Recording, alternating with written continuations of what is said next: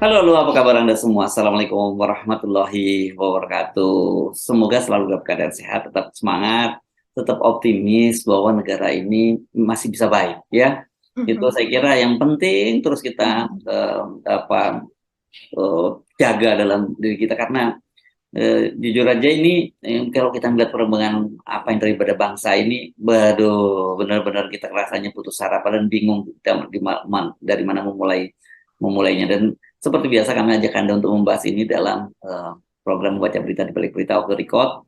Masih terus bersama saya, Hersbun Arif.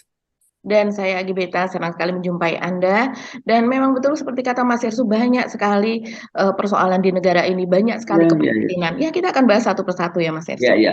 Jujur Mbak, saya sepagian ini karena kemudian browsing berita dan sebagainya, saya termangu-mangu benar-benar dengan Mhm, situasi mhm, negara ini.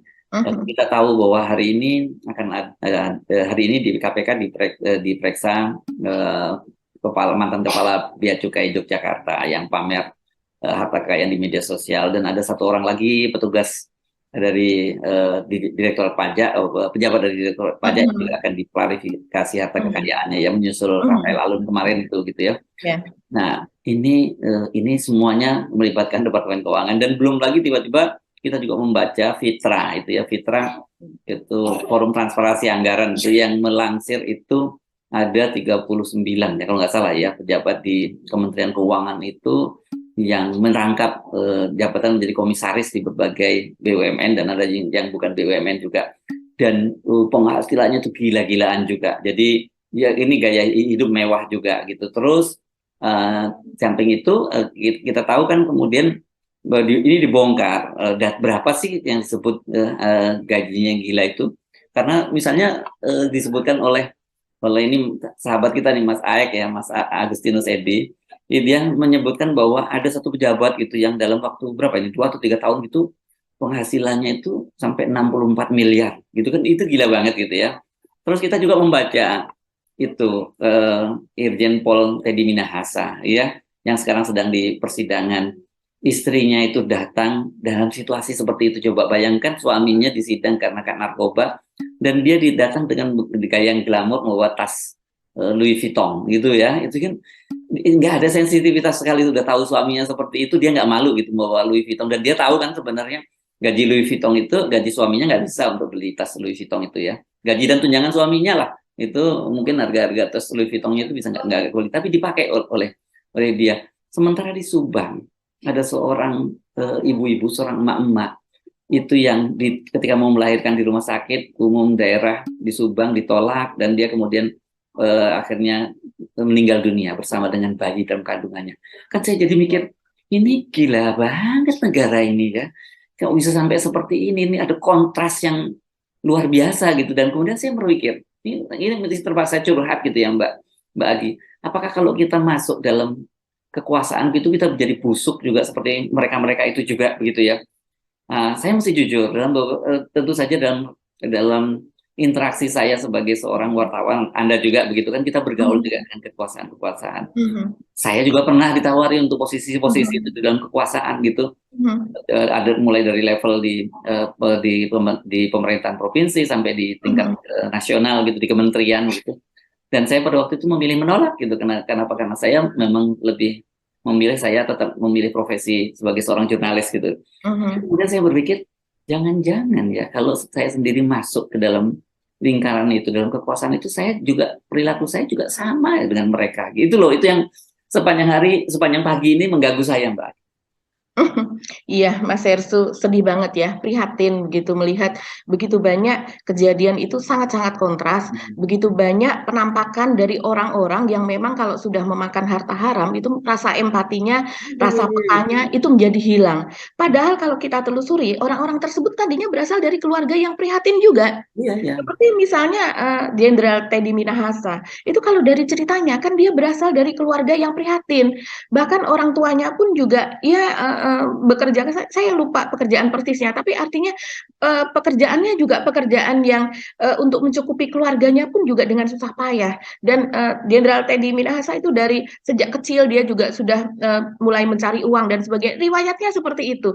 Begitu juga dengan yang lain-lain, banyak sekali Mas Hersu. Tapi ketika dia sudah naik di atas, maka rasa empatinya, rasa ininya apa ya? Seperti misalnya kalau kita memakan uang haram itu seperti otak kita seperti dicuci gitu ya, lupa kepada sesuatu yang kebenaran, lupa kepada sumpah dan sebagainya. Ya itu memang ya, yang terjadi saat ini begitu. Dan kemudian juga memang karena orang begitu memuja harta di era sekarang ini, orang begitu memuja harta, kemewahan dan sebagainya, sehingga lupa kepada pembangunan akhlak, lupa kepada pembangunan moral begitu. Karena yang dikedepankan adalah otak, otak, otak. Tapi bagaimana menjadi orang yang baik, pejabat yang baik, pemimpin yang baik, itu tidak terlalu dipentingkan begitu. Apalagi sekarang orang dengan adanya media sosial, di mana itu yang namanya hedon itu sudah menjadi dari atas sampai ke bawah. Bahkan kalau kita tahu ya, ini agak sedikit menyimpang, tapi ini bagian dari itu, di mana sekarang yang namanya anak-anak usia belasan tahun SMP, bahkan dia sudah berani open BO, yaitu booking online. Itu akibat dari hedonitas yang dicontohkan dari yang di atas. Karena memang sesuatu yang itu kan dicontohkan oleh mereka yang berpunya gitu Mas Irsu. Dicontohkan oleh mereka yang berpunya, terus kemudian tersebar demikian masifnya lewat media sosial, dan itu dicontoh semua orang berlomba-lomba bagaimana caranya dengan cara singkat, dengan proses yang cepat, itu bisa menjadi kaya. Nah akhirnya semuanya menuju ke situ begitu. Lupa bahwa jati diri sebagai manusia itu sesungguhnya adalah setinggi-tingginya manusia adalah orang yang bermanfaat bagi orang lain. Tapi di sini adalah orang yang menindas, mereka berubah menjadi orang menindas orang lain, yang mengambil hak orang lain, seperti pegawai pajak itu tadi, dia tidak merasa bahwa itu memang kesempatan gitu. Jadi semua orang mengambil kesempatan dan lupa kepada kesempatan itu seharusnya juga milik orang-orang lain gitu. Nah, kalau soal Mas Hersu, tadi Mas Hersu menanyakan, kalau seandainya saya ada di dalam, apakah saya akan menjadi seperti mereka begitu ya? Ya kalau Mas Hersu ikut makan uang haram, tentunya akan menjadi seperti mereka. Karena memang kalau bagi orang beriman atau orang beragama, itu memang sudah sunatullah begitu ya. Allah sudah memberitahu begitu ya. Itu di sebuah agama, tidak hanya di agama Islam. Seseorang yang memakan uang haram, maka dia akan tertutup mata hatinya. Ya, Akan ya, ya. tertutup Maka konsepnya disebut halalan thayyibah itu ya. Jadi itu halal dan bersih gitu ya. Ya, itu saya kira. Nah, ini makanya saya kemudian ketika melihat pejabat-pejabat, terutama di Kementerian Keuangan, memberikan statement, buat jumpa pers, gitu. Kemudian setelah melihat data-data ini, saya bilang ini munafik semua orang ya. Seolah-olah dia mau membersihkan. Ya, bagaimana ternyata pejabat di bawahnya tidak brengsek semua, kalau pejabat di atasnya juga sama halnya gitu. Oke, mereka bilang kan kalau yang saya lakukan ini duit yang disebut Pak Ibu Sri Mulyani waktu itu, saya percaya bahwa ini duit uangnya mungkin uang halal gitu yang seperti ini disebutkan, katakanlah mereka merangkap jabatan, yaitu halal mereka bekerja seperti itu. Tapi apakah secara moral, etika moral pantas dia menerima double income gitu dari uang dana pemerintah juga? Karena di Kementerian Keuangan ini seperti kita sejak berkali-kali singgung, remunerasinya itu sangat tinggi, jauh lebih tinggi. Jadi mereka juga sudah sangat sangat besar untuk seorang pegawai negeri gitu ya. Jadi artinya kalau ditambah lagi kemudian mereka jadi komisaris, jadi apa dengan alasan bukan mereka pejabat pemerintah, jadi mengawasi, kan ada saham pemerintah di situ di BUMN, dan kita tahu kan pekerjaan komisaris itu seperti apa gitu. Makanya saya baca ini, salah satunya misalnya disebut ini Dirjen Pajak, itu dia juga merangkap sebagai komisaris di SMI. SMI itu apa, sarana saya lupa namanya, itu PT SMI lah disebutkannya gitu ya. Nah ini apakah jabatan sebagai Dirjen Pajak itu sudah tidak cukup berat gitu sehingga dia harus mengawasi yang lain-lain? Atau ternyata nggak berat kok, karena dia juga masih bisa bermain mogi dengan para karyawan pajak. Yang begini-begini menurut saya oke, secara hukum mungkin secara tidak melanggar, secara legal tidak melanggar, tapi secara moral saya kira itu kan melanggar. Bayangkan tadi ya, mereka bisa menerima gaji, tunjangan, bonus-bonus yang disebut miliaran, dan kemudian ada emak-emak yang mau melahirkan itu ditolak dan dia tidak punya uang, dan kemudian akhirnya dia dan bersama bayinya meninggal dunia, kan menurut saya ini luar biasa. Atau yang ditulis oleh Mas Mas Aek. Aek ya, bahwa ada seorang anak di Lampung ya, Ya. yang dia katanya dia karena bapaknya meninggal dunia dan dia jualannya tidak laku, Mm-mm. kemudian mengadukan di pusarannya bapaknya. Wah, ini kan Ya. drama luar biasa ini. Betul, betul sekali Mas Ersu. Bagaimana kita melihat bahwa anak-anak ini di daerah-daerah itu masih banyak yang ketika mereka berangkat sekolah, mereka melewati kali yang tidak ada jembatannya, sungai yang tidak ada jembatannya. Mereka harus meniti tali, mereka harus meniti papan yang bergoyang begitu. Bagaimana tiap hari mereka itu harus bertaruh nyawa hanya untuk sekolah. Dan kemudian banyak juga yang sekolahnya itu harus ditempuh selama 1 jam, selama 2 jam begitu. Dan itu terjadi begitu, dan itu masih banyak. Sementara kita di tempat lain orang bisa menghasilkan misalnya ada komisaris ya di perusahaan-perusahaan besar itu yang per bulannya bisa sampai mendapat di atas 1 miliar. Bahkan kalau di Pertamina itu komutnya ditambah dengan tukin, gaji dan sebagainya bisa di atas 2 miliar begitu. Ini Ahok nih ya, di Iya, komisaris Pertamina ya, ya. betul, Pak Ahok misalnya. Nah, ini bagaimana seseorang bisa mendapatkan per hari saja itu kalau dibagi 30 hari misalnya itu sudah berapa berapa puluh juta gitu ya. Bisa bisa belasan juta per harinya, sementara ada orang-orang yang untuk mendapatkan 50.000 saja sehari itu sulit sekali padahal dia punya istri, punya anak dan sebagainya Mas Hersu. Jadi ini memang ketimpangan di Indonesia ini sudah sangat-sangat apa ya sudah terlalu tinggi begitu. Makanya kalau seandainya kemudian indeks persepsi korupsi kita turun, itu juga berhubungan dengan hal tersebut begitu. Bagaimana orang-orang yang di atas itu mengambil hak sebanyak-banyak, bukan hak sih sebenarnya, mungkin pada peraturan itu adalah haknya, tapi peraturan tersebut kemudian dibuat sesuatu yang kalau kita melihatnya tidak pantas begitu kan. Seperti kata Mas Ersu tadi ada 39 pejabat pajak yang kemudian merangkap. Kalau seandainya kita lihat ini Mas Ersu. Keuangan, Mbak, Departemen Oh Keuangan. ya, maaf, Departemen Keuangan, Kemenkeu, Kementerian Keuangan yang merangkap. Nah, ini seperti misalnya kita baca ini ya di Detik. Wakil Menteri Keuangan Suhasil Nazara itu merangkap sebagai Wakil Komisaris Utama PT PLN. Sekjen, Sekretaris Jenderal Kemenkeu Heru Pambudi merangkap sebagai Komisaris PT Pertamina. Dirjen Anggaran Isa Rahmat Tarwata menjadi Komisaris PT Telkom. Dirjen Pajak Surya Utomo disebutkan Mas Hersu sebagai Komisaris PT SMI. Satu lagi misalnya Dirjen Bea dan Cukai Askolani menjadi Komisaris BNI.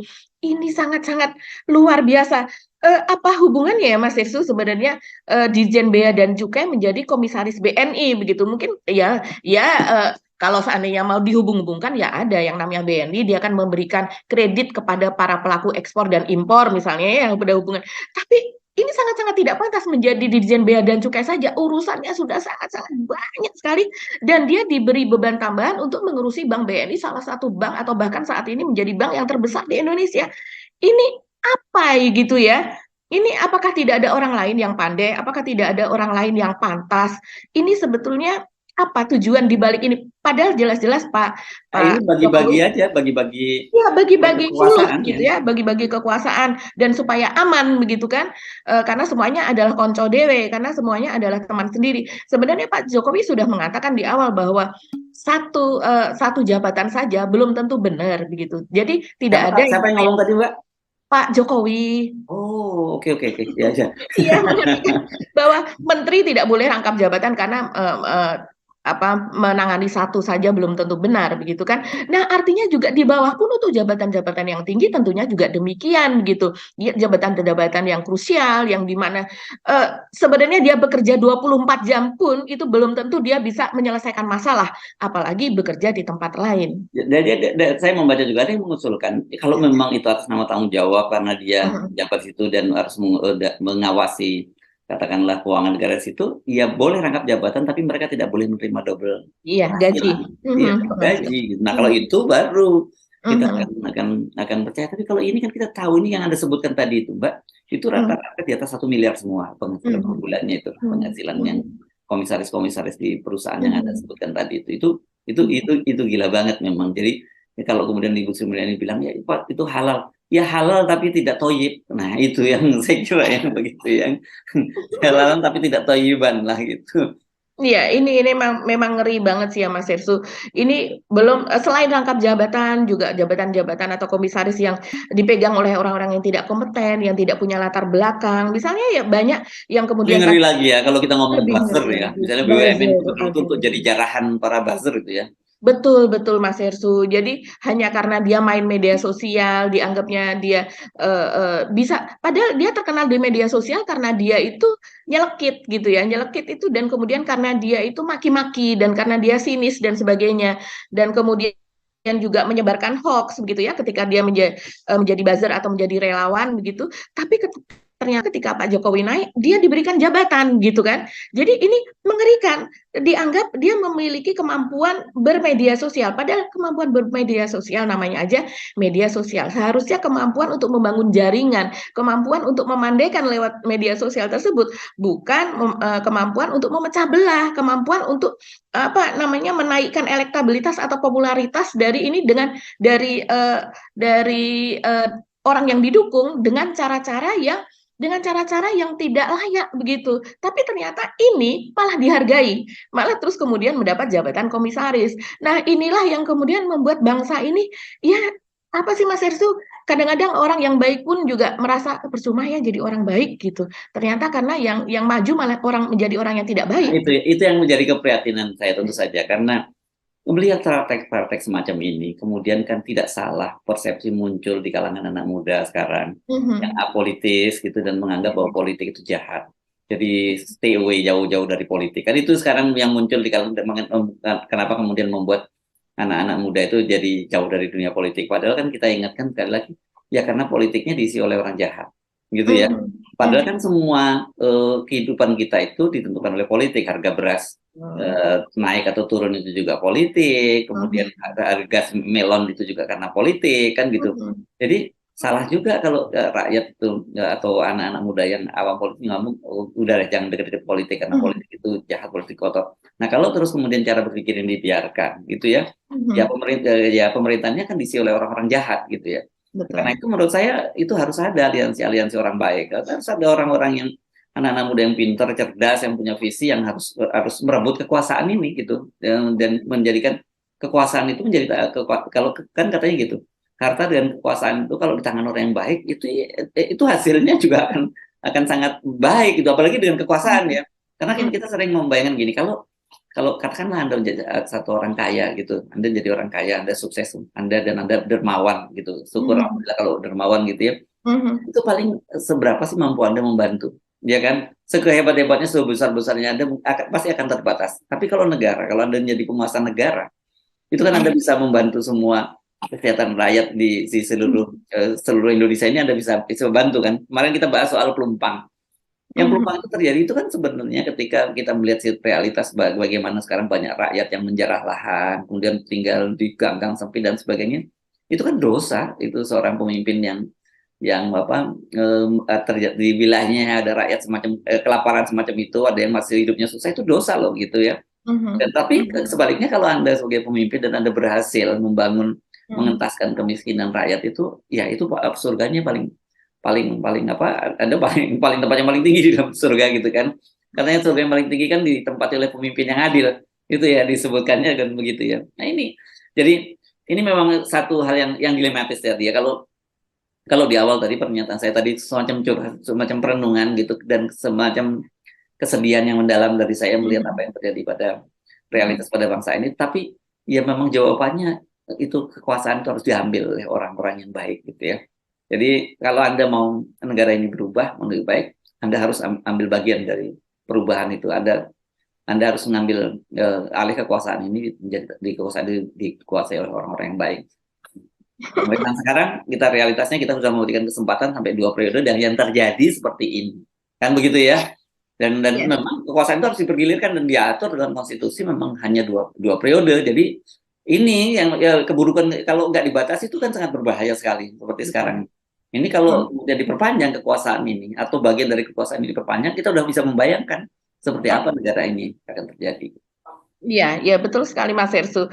Ya memang kenyataannya seperti itu. Kita kan mengaitkan seringkali mengaitkan kasus korupsi, mengaitkan kasus banyak-banyaklah kasus-kasus misalnya tindak pidana pencucian uang dan sebagainya begitu. Itu dengan agama begitu ya, dengan akhlak, dengan moral. Akhlak dan moral itu kan diajarkan salah satunya oleh agama begitu. Dan kemudian ya kita tahu sendiri waktu itu sempat terjadi kontroversi ya ketika kepala BPIP yaitu Pak Yudian gitu yang dia mengatakan bahwa agama jadi musuh terbesar Pancasila dan kemudian itu menjadi viral dan kemudian orang kemudian banyak membahas dan setelah itu Pak Judian ini karena perkataannya itu kemudian menjadi polemik, dia tidak banyak lagi mengatakan hal-hal yang itu. Tapi kita tahu bahwa ternyata di dalam hatinya tuh itu begitu ya. Agama adalah musuh besar Pancasila. Nah, kalau seandainya dia yang kemudian mengajarkan Pancasila saja pernah mengatakan seperti itu, kita menjadi sulit Mas Hersu untuk kemudian ke bawahnya dana-dana yang ada itu sebenarnya ya seperti misalnya dana yang ada itu dipakai untuk deradikalisasi. Padahal seharusnya itu bisa dibangun untuk lebih kepada membangun moral, membangun akhlak dan sebagainya gitu. Toh nantinya deradikalisasi bagian dari itu, begitu Ya, kan? dan itu sumbernya sebenarnya radikalisme dan sebagainya sumbernya kemiskinan dan Iya, betul. ketidakadilan. Itu Mhm, aja dua kunci itu mhm, ke kemiskinan dan ketidakadilan. Ketika itu diperbaiki, ketika ya. taraf hidup itu diperbaiki, ketika kemudian hukum ditegakkan, saya kira persoalan-persoalan itu sudah selesai dengan sendirinya itu. Iya, Kalau tuh ada yang mencoba menyemainya, lahannya itu nggak subur, enggak, lahan enggak, ya, enggak ya, subur. ya. Betul. Lahan radikalisme itu kan muncul di tempat-tempat yang orang merasa kehidupannya susah dan dia Mhm. kemudian ada janji, Termarginalkan. ya dia ada Mhm, janji ya dia merasa dia udah putus harapan di dunia ini, dia mhm, merasa bahwa oh mungkin di kehidupan lain gue bisa mendapatkan kebahagiaan tidak seperti di dunia mhm, ini. Jadi kan kayak gitu tuh mhm. gampang sekali yang mereka ini kemudian diradikalisasi. Kemudian orang-orang yang merasa diperlakukan tidak adil, ini juga dia pasti akan juga menjadi radikal karena dia merasa ya kalau gue lihat jalur formal nggak gue nggak pernah bisa keadilan, nggak dapatkan keadilan karena keadilan itu harus dibeli, ya mereka kemudian mengambil jalan yang radikal gitu loh. Itu saya kira itu jauh lebih penting ya, memperbaiki masalah tingkat Ekonomi. kehidupan masyarakat, mereka Mhm, kemiskinan dan juga menegakkan keadilan. Nah ini saya kira ketika salah diagnose itu yang terjadi kan sekarang, mhm, stigma radikalisme dan sebagainya itu sebenarnya bagian dari upaya untuk mengekskludit lawan-lawan politik, itu yang iya. terjadi kan. Mhm, Ya, yang seperti ini persoalan itu tidak akan pernah selesai karena mhm. kita salah diagnosenya dan salah terapinya. Betul, betul betul sekali Mas Hersu. Jadi memang itu sengaja dimunculkan ya. Itu memang bagian dari strategi politik juga begitu untuk kemudian melawan oposisi dan sebagainya. Karena kadang-kadang tidak tepat stigma radikal itu disematkan kepada orang-orang begitu. Dan Mas Hersu kalau seandainya tadi kita kembali Mas Hersu menyinggung kepada yang terjadi di Subang, itu kita bacanya nangis betul Mas Hersu ya. Apalagi kalau dikontraskan kepada pada saat yang hampir bersamaan begitu tadi disebutkan bahwa istri dari Jenderal Teddy Minahasa itu datang ke Pengadilan Jakarta Barat itu kemarin ya dan kemudian ketika difoto-foto Bisa oleh untuk wartawan. membiayai kelahiran berapa kali kira-kira tasnya yang dia pakai gitu ya. Kalau di rumah sakit di daerah ya Mbak ya. Iya betul dan padahal dia hanya memakai tas yang kecil saja begitu. Jadi hanya sekedar tas tangan begitu ya, tas hitam yang kemudian ketika dia tahu dia menjadi sorotan dari wartawan kemudian akhirnya meninggalkan persidangan begitu lebih dulu karena dia mungkin merasa tidak nyaman dan kemudian ya namanya netizen namanya wartawan kemudian mencari tahu tas yang dia pakai itu ternyata tas kecil itu seharga 35 juta yaitu tas Louis Vuitton. Kita lalu ingat juga rasa eh, ketidakpekaan ini juga pernah terjadi pada Ibu Putri Chandrawati ya ketika ada rekonstruksi dan kemudian dia memakai tas Gucci kita masih ingat ya Mas Hersu tas Gucci yang apa mereknya saya lupa begitu warna warna coklat waktu itu dan kemudian terungkap harganya itu sekian belas juta sampai dengan di atas 20 juta begitu harga barunya dulu begitu dan ini padahal itu pada saat rekonstruksi dan mungkin kalau saya sih menduga sebenarnya dia sudah mencari tas yang semurah mungkin sebenarnya Mas Hersu di antara deretan tasnya karena pada waktu kemudian direkam terlihatlah itu yang namanya etalase dia begitu ya untuk menyimpan tas-tas gitu ada walking closetnya dia begitu yang penuh berisi dengan tas-tas tersebut dan ternyata harganya itu luar biasa begitu tasnya mungkin puluhan, bahkan mungkin bisa mencapai ratusan juga koleksinya. Nah, inilah yang kemudian orang melihat kalau dari gaji kan nggak mungkin gitu kan. Orang-orang itu dari gaji nggak ada yang mungkin. Dan kemudian seperti itu tadi dikontraskan dengan yang terjadi di Subang begitu. Yang di Subang ini seorang ibu yang kemudian membutuhkan pertolongan untuk melahirkan, tapi kemudian diabaikan oleh nakes di RSUD Subang. Kalau melihat perjalanannya ibu itu, kalau saya baca ya dari kronologisnya, berangkat dari puskesmas tempat dia menemui bidan dan kemudian direkomendasikan bidan karena dia ternyata ada sesuatu kelainan begitu ya, karena dia muntah-muntah begitu. Jadi dibawa ke RSUD itu sekitar 1,5 jam perjalanan dari desa atau kecamatan tempat dia bermukim ke RSUD, dan kemudian di sana tidak mendapatkan penanganan, bahkan diperiksa pun tidak, dikatakan oleh bidan seperti itu. Ini apa ya Mas Hersu? Dan kemudian sudah itu kan terjadi tanggal 16 Februari dan sekarang sudah ada pertemuan antara DPRD, pihak rumah sakit, pihak puskesmas, terus kemudian juga keluarga korban gitu ya, keluarga yang meninggal ini, dan kemudian penyelesaiannya adalah ya akan ada perbaikan SOP nanti ke depannya, semoga tidak akan terjadi lagi begitu. Hal-hal semacam ini sebenarnya terjadi banyak sekali Mas Hersu kalau di daerah. Orang-orang yang memang kalau miskin itu dia tidak akan dilayani dengan sebaik mungkin ketika dia itu sudah ketahuan dari awal bahwa dia orang yang berduit, orang yang punya. Jadi memang yang namanya pelayanan, yang namanya apa, itu memang memandang begitu. Kan seharusnya dengan Pancasila kita itu pelayanan diberikan itu sama gitu, setara antara orang yang miskin dengan orang yang kaya, karena memang kita ada sistem subsidi untuk kesehatan pun kan seperti itu begitu. Kalau yang tidak mampu kan diberikan kartu sehat yang di ini juga endorse oleh Pak Jokowi begitu. Dan sebenarnya itu berlaku Mas Hersu. Itu berjalan karena saya sudah pernah ada ART saya begitu yang kemudian masuk rumah sakit, pada saat mau membayar bilang, "Ibu, coba saya punya kartu sehat dari kampung saya." Dan ternyata itu berjalan begitu. Ternyata itu berlaku. Tapi memang rumah sakit tempat saya kemudian si Mbak itu saya datangi itu memang rumah sakit yang baik begitu. Saya sudah mendapatkan pengalaman beberapa kali sih rumah sakitnya baik begitu ya. Tapi ada juga memang ada di beberapa tempat yang entah karena latar belakang apa, memang pelayanan mereka kurang baik begitu Mas Hersu. Oke, Mbak Agi ya.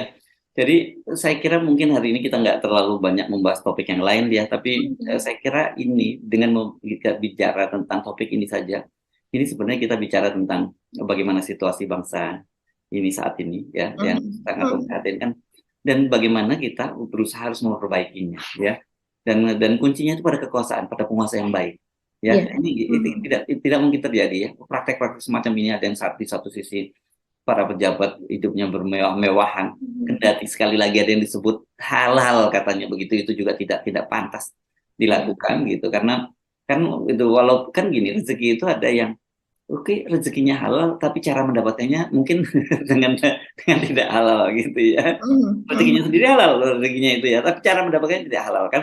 Ada yang sejak awal barangnya haram gitu, cara mendapatkannya juga haram. Ini barang yang tadi dengan halal tapi dengan cara mendapatkannya tidak halal itu kan jadi barangnya juga jadi barang haram juga kan, jadinya seperti itu juga. Nah ini ya nggak bisa ini kalau saya melihat kalau terjadi untuk perubahan yang radikal itu dimulainya harus dari yang teratas dia, dalam hal ini presidennya gitu semua. Kita nggak boleh kemudian kalau Pak Jokowi lagi yang disalahkan. Pak Jokowi itu kepala pemerintahan. Jadi sekali lagi dia kalau ada apapun yang terjadi di bangsa ini, keburukan yang terjadi di bangsa ini, itu tanggung jawabnya Pak Jokowi. Begitu juga kalau ada kebaikan, itu amal pahalanya juga akan masuk ke Pak Jokowi karena dia sudah memimpin negara ini dengan baik gitu ya. Ini saya kira dengan melihat apa tadi contrasting tadi, kita kemudian sampai sebenarnya mudah ya, yaitu kenapa pentingnya kita memilih presiden itu tidak hanya berdasarkan elektabilitas. Ini akan bahaya, lebih pada moralitasnya, lebih pada kapabilitasnya, lebih pada intelektualitasnya, kan seperti itu gitu. Iya, dan kemudian juga kalau saya sendiri, pandangan saya pribadi Mas Hersu, kita harus melihat jaringan dari si calon presiden itu begitu. Dan kemudian kita tanyakan juga, apakah kalau seandainya Anda jadi, nanti Anda akan menyusun kabinet yang seperti apa begitu. Seperti misalnya sekarang Pak Jokowi ribut-ribut Omnibus Law gitu kan. Terus kemudian orang tidak, oh tapi kan Omnibus Law itu adalah hasil dari Pak Luhut dan kawan-kawan begitu. Ada Pak Sofyan Jalil di situ, ada bapak-bapak yang lain ketika merumuskan awalnya begitu. Tapi dia ini adalah pembantu Pak Pak Jokowi. Pak Jokowi bilang tidak ada visi misi menteri. Artinya ketika itu disampaikan kepada Pak Jokowi bahwa kita seharusnya memakai omnibus law, karena kalau seandainya kita ubah undang-undang itu satu persatu maka akan memakan waktu lama. Padahal sudah harus dari sekarang itu banyak sekali perundang-undangan itu yang diperbaiki, begitu kan? Nah, terus kemudian ada rombongan undang-undang ini atau peraturan-peraturan ini masuk sekaligus yang kemudian menjadi sesuatu yang dinilai ini pemburukan dari segi undang-undang, begitu Mas Hersu. Tapi kan orang kalau saya mau mengatakan, tapi kan itu pembantu Pak Jokowi yang nggak bisa.